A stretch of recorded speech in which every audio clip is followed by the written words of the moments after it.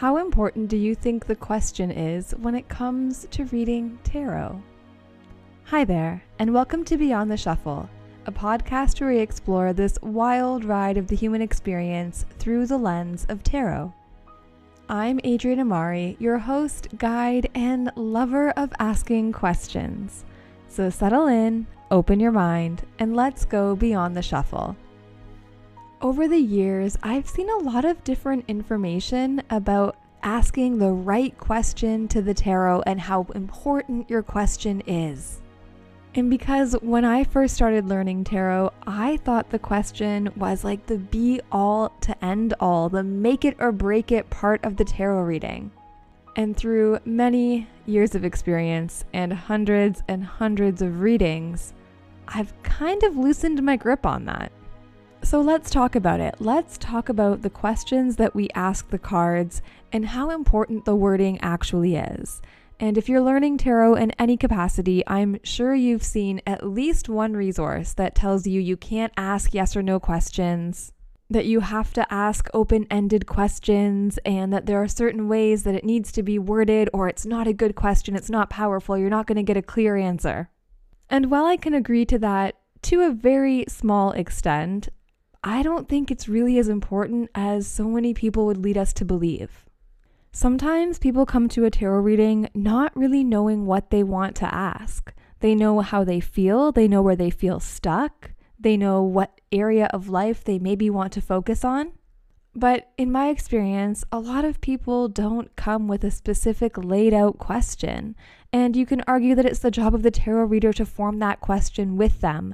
But that just takes time that we don't need to spend. So I don't think it's the question that's so important, it's the inquiry. It's really knowing what somebody is coming to a reading for, what they want to talk about, where they're feeling stuck or confused or need guidance or clarity. And while a good question can help you get to the heart of that matter, knowing what they actually want to get out of the reading is far more important than how you're wording the question itself. Because a lot of people who come for tarot readings, they don't sit and learn about the art of questions for the cards. So they come with questions like, is this promotion going to be good for me? Is my relationship going to improve? Am I ever going to meet someone? And while there is a small group of people who really just want that yes, no, quick, easy answer, a lot of the people, at least the people that I read for, are looking for something deeper.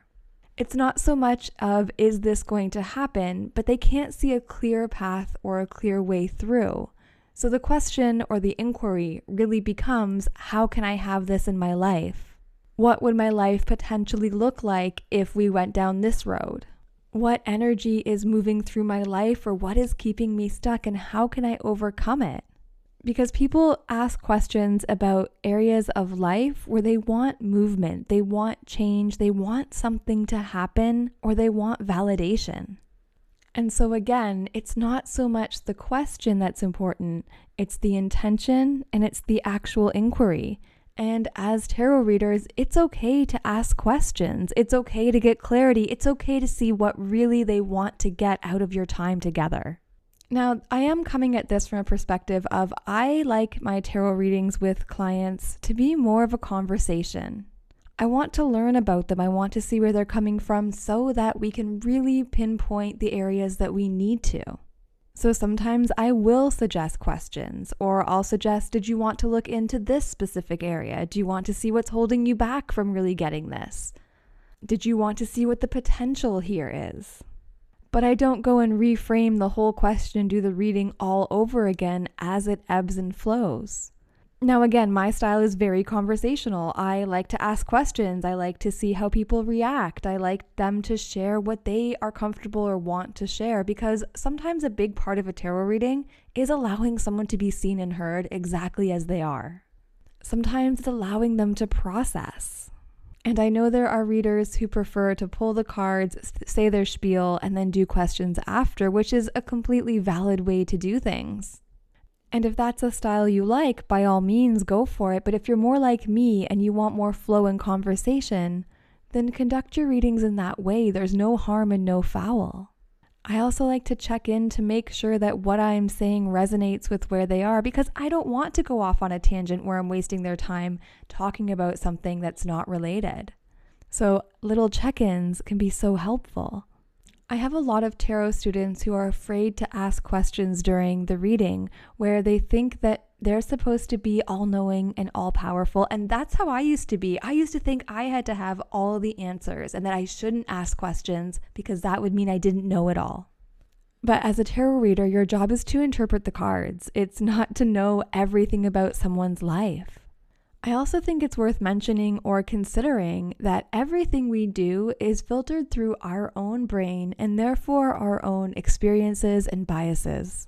And sometimes if we're not checking in to see if a reading resonates or if the explanation that we're offering makes sense and they can follow and understand, then there's a chance that the person on the other side is missing some of the point or some of the message. And that's not because we're not good at interpreting the cards, but we have to remember that everyone thinks and works differently. So we need to meet people where they are so that we can deliver the best, most powerful, most meaningful messages. And that comes through asking questions. I also think too, if someone's coming to a tarot reading and they're willing to be open and vulnerable and want to talk about a specific area of life or a challenge or a situation that they're going through, if we get so hung up on how they're asking the question, that can actually make people a little bit defensive and a little bit closed off. Nobody wants to feel like they're doing it wrong.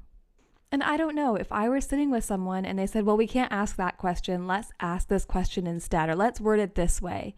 For me, that would make me build up a wall. And I would be like, why do we have to be so pedantic about this? Because it's not like the universe doesn't understand intention and energy. The universe doesn't need specific words or correct phrasing to know how the flow of energy needs to work or the messages that need to come through. Now, in the same vein, I will say that it is nice to have a little bit of a focus. So while the question doesn't have to be overly grammatically correct and 100% specified, we do find that general questions yield general results, and more specific questions can yield better, more specific readings and results. Which again, going back to my reading style, is why I like an opening conversation. What are you here for? What do you want to talk about today? Tell me a little bit about what's going on. Letting people tell you why they're there, tell you what they are curious about, tell you where they want to explore without the structure of the perfect question builds rapport, it builds trust, and it builds flow in your readings. And if someone asks a very generic, general question, you can always get more specific if you feel that will give them a better reading. So for example, I get a lot of people who are like, oh, I really want to look into my love life.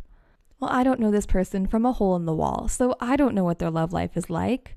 And sure, I can just pull cards and see what comes up, but if I have a little more context, we can get such a better reading. So I might say something like, that's awesome. Can you tell me a bit about your love life? What's going on? Are you single? Are you in a relationship? I can get a few more details and then figure out the questions that they're really wanting to ask and what we want to look into to go forward. And I think it's really natural to ask questions as you go. So again, we'll go back to the romance example because I actually love love and relationship readings. I feel like readers are either super for or super against them, but I am 100% super for them. And let's say they tell me that they're looking for love, they've been single for a long time, and they're really hoping to meet someone. My first question usually is, do you know what's holding you back from meeting someone? Sometimes they say yes. Usually they say, I'm not really sure, even though deep down they probably kind of are. So that's a great place to start. What's holding us back? What's blocking that energy of connection? So we can dig a little bit into that and see where it takes us. Then when we know where we're blocked, we also want to know how to overcome it. So we'll pull cards on that. And maybe they're curious what kind of match would be good for them. So we can look into the type of person that would be a good match, that would be a higher self match, I suppose. We can look at things like where can we focus our energy to make more flow come into our love life and hopefully move things along. That's not necessarily a great, succinct, straightforward question, but the meaning behind it can be so deep, so meaningful, and so profound because it gives them actionable guidance, something they can take and do something with. And that leans very well into my next point, is that I think a lot of people start to hyper-focus on the question because there are so many readers out there that don't actually answer the question. And I'm sorry if someone's like, oh, it doesn't really answer the question, this is what the cards want to tell you. That is a skill gap. If you've asked a question with intention, with focus, and you're getting something totally out in left field, you just don't really know how to interpret those cards. And that's not a criticism because it's happened to me where I'm like, I don't know why this is saying this. And sometimes you have to talk it out and work your way through, but it is always relatable. And I'm not sure if I've told this story on the podcast before, but I'm going to tell it because it blows my mind every time I think about it. Now, I was scrolling through TikTok and there was a tarot reader doing a live, and I just paused to see kind of what was going on. And the person in the comments had asked the question, what do I need to know about buying a new house? Because they were house hunting and having some difficulty. And the tarot reader pulled the Tower, they pulled the Five of Wands, they pulled something else. I can't remember what card it was. But the first thing she said was that someone was out to get them. Now, I'm sorry, this person's question was, what do I need to know about buying a new home? And the answer to that is someone is out to get you? Like, come on, let's be serious here. If you think about buying a new home, the Tower is so easily change in expectations, change in belief about what you want in your house, and it could very much just be check the freaking foundation, make sure there are no cracks in the physical foundation of the house that you have fallen in love with or one that you find. The Five of Wands is so much a bidding war when it comes to real estate. So to not answer the question, to say someone's out to get you, is completely unhelpful, especially when this person came in with such a specific question. But I think that's where this hyper-focus on questions came from, is all these people who came on, started reading tarot, and again, not a criticism because it's a wonderful tool, but did so in a way where they weren't actually answering questions. They were just kind of spewing whatever came out kind of based on the cards without context, without asking, without conversation, and most importantly, without actually listening to the querent. Because to be quite honest with you, one of the biggest parts about being a tarot reader is listening. It's listening to what your client is asking, listening to what they say, but also really being aware of what they're not saying. Because people come to tarot with all sorts of different things and all sorts of different questions and queries. I remember when I was doing free readings online anonymously, I had somebody ask me, how can they manifest an anime girl in real life? And it's funny because when I got this question, I was like, how do I even answer this? What do I do with this question? And I decided I'm just going to pull cards and see what comes out. I'll take it at face value. I'll interpret it in the best way that I can. And again, I don't really remember the reading. This was many, many years ago. But I do remember the Queen of Swords came out. And I remember laughing because that Queen of Swords is practical. She is honest with herself. And part of the reading was, look, sir, you do need to be practical and reasonable in your expectations. Hoping that someone is going to embody an anime girl in the exact same way that you might see online, that's not human. And the best part of it was that he was actually very receptive to the message. I remember after I sent it, I was like, oh my goodness, he's going to come back and be so disappointed that I can't tell him how to make this anime girl in real life. And he had a couple follow-up questions, which were so lovely. And when I think about that, the question really wasn't, how do I manifest an anime girl in real life? It was, how do I make a connection with someone meaningful? How do I find love? And I really like that as an example because it shows that sometimes the way somebody will ask something isn't what they really mean or what they really want to know. And that was a long time ago, before I had a more conversational tarot style. Like, a conversational style took me a little bit of time to develop and to realize that, no, this works for me and this is an okay way to read cards. So the fact that he replied and was willing to share a little bit more and have a bit more of a dialogue of like, okay, this is what I really want, how can I get there, was really meaningful and a really big learning experience for me. It's probably why I still remember that one after all these years. I want to circle back to the yes/no questions as well. Again, if you've been learning tarot in any capacity, I'm sure you've seen many resources being like, you can't ask yes/no questions. It has to be open-ended. And I used to be firm on that. I was like the ride or die. You can't ask yes/no. It's not going to work with tarot, blah, blah, blah, blah, blah. And I've mellowed. I've changed my mind because I've practiced and I've experimented. Now, I think at its core, a lot of people don't like doing yes/no questions because the answer kind of seems so final. And it always makes me think of the 50-50-90 rule, right? You have a 50-50% chance of getting it right, 90% chance you're going to get it wrong, that kind of thing. And I think it really stems from a fear of being wrong. And I'm not someone who loves predictive readings because I don't believe the future's set in stone. I've done an episode about it if you want to listen to that.